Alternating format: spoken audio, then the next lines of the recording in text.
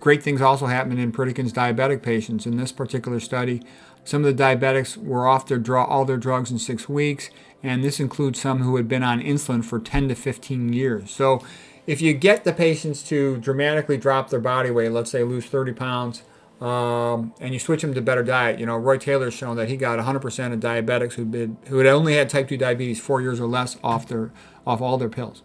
J. Shirley Sweeney, the 1927 study with medical students showed that if you fed them a high-fat diet, they'd all fail their oral glucose tolerance test, become diabetic. You feed them the high-carbohydrate diet, they all passed it. They didn't become diabetic. This guy Anderson did a similar study.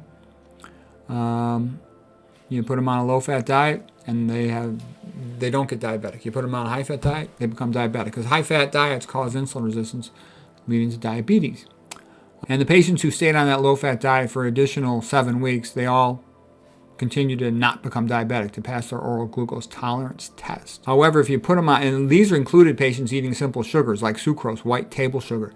Table sugar is, half glucose, half fructose. That's what sucrose is. Whereas if you eat a parch, it's a polymer of glucose. You're going to have more fructose when you're eating table sugar.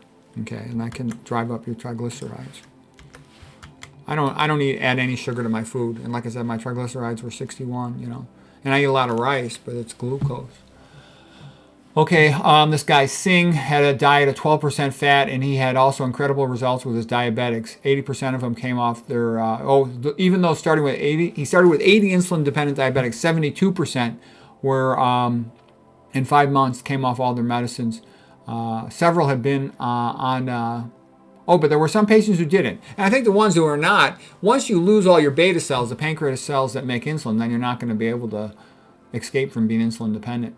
And Nathan Pritikin also, I've listened to some of his books and his lectures. He had all these patients who they would reverse their lower extremity arteriograms, their coronary artery catheter angiograms, just like Esselstyn later showed.